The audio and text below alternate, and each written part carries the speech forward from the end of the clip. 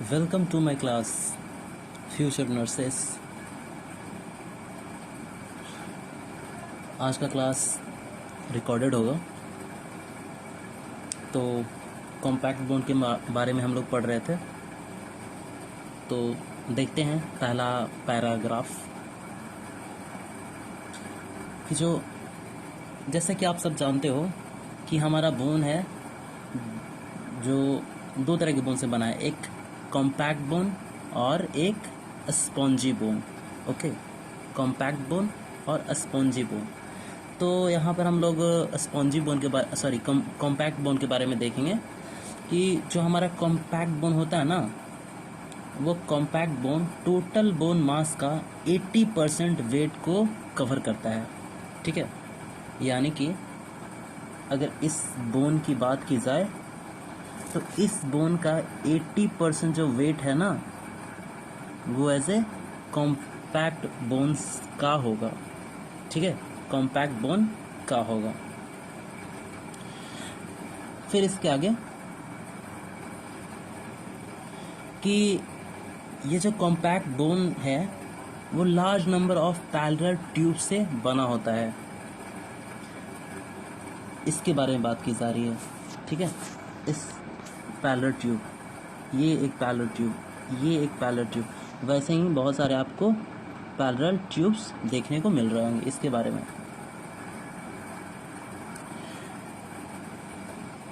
और इस एक सिंगल पैरेलल ट्यूब के यूनिट को ऑस्टियोन्स कहा जाता है। इसे ऑस्टियोन कहा जाएगा। तो क्या देखा कि जो कॉम्पैक्ट बोन है वो large number of parallel tube से बना होगा और उसके एक सिंगल यूनिट को, यानी कि सिंगल पैरेलल ट्यूब को ऑस्टियोन कहते हैं।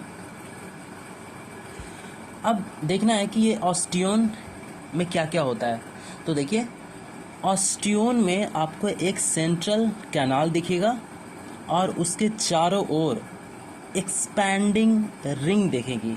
ठीक है, जो हमारा ऑस्टियोन है, ऑस्टियोन के बीच में एक सेंट्रल कैनाल दिखेगा। ये हमारा सेंट्रल कैनाल है और इसके चारों ओर सीरीज ऑफ एक्सपैंडिंग रिंग देखने को मिलेगा। जैसा कि इसके बारे में बात कर रहा हूँ, सीरीज ऑफ एक्सपैंडिंग रिंग, ये गोल वाला।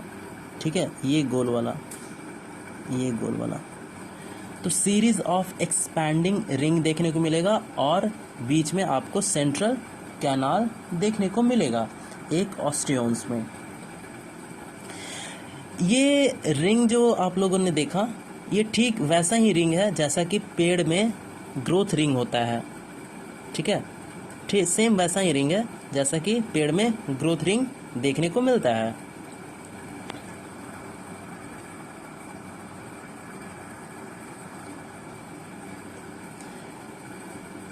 साथ में ऑस्टियोन्स हैं वो इस तरह से जुड़े होते हैं ताकि वे बोन पर लगने वाले जो फोर्स है ना, उसको कैरी कर सके। ये जो ऑस्टियोन्स हैं वो आपको इस तरह से जुड़े हुए मिलेंगे कि जो बोन है, बोन्स के वेट को वो आसानी से कैरी कर सके। तो जैसा कि आप उदाहरण में देखोगे, ये जो फ्यूमर है ना, फ्यूमर में जो ऑस्टियोन्स होता है वो एपिफाइसिस से, जो पहला एपिफाइसिस ऊपर, ठीक है, ये पहला एपिफाइसिस से दूसरे एपिफाइसिस की ओर आपको ऑस्टियोन्स गुजरता हुआ दिखेगा। ओके, जो हमारा ऑस्टियोन्स है वो एक एपिफाइसिस से दूसरे एपिफाइसिस की ओर ऐसे गुजरता हुआ आपको दिखेगा।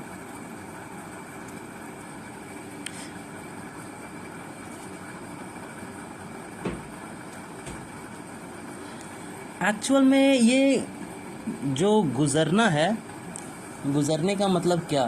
गुजरने का मतलब जैसे कि ये जो हमारा एक ऑस्टियोन्स है, तो पैरेलल ये ऐसे ये गुजर रहा है। ठीक है,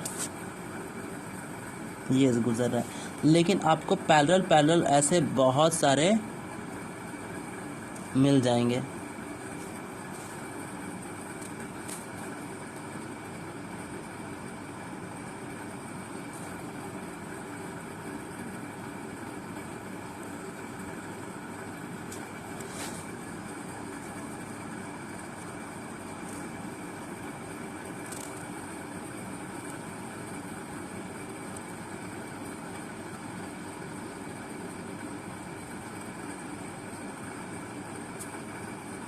ठीक है। तो ये हमारा एक ऑस्टियोन है, ये एक ऑस्टियोन है, इसके बारे में, ये एक ऑस्टियोन है। ये ऑस्टियोन्स पैरेलल होते हैं, ठीक है, पैरेलल आपको देखने को मिलेंगे, और ये इस तरह से गुजरते हैं ताकि ये जो बोन को ज़्यादा से ज़्यादा एज ए मजबूती प्रोवाइड कर सकें, ठीक है, ज़्यादा से ज़्यादा मजबूती प्रोवाइड कर सकें, इसलिए एज ए इस तरह से गुजरते हैं। तो ये गुजरने का काम होगा जो पहले एपिफाइसिस होगा, ठीक है, ये जो पहला है वो एपिफाइसिस होगा, और इस तरह पैरेलल आपको देखने को मिलेंगे इस तरह से, और यहाँ पर दूसरे एज ए एपिफाइसिस की ओर गुजरते हुए मिलेंगे, जाते हुए आपको मिलेंगे, ठीक है।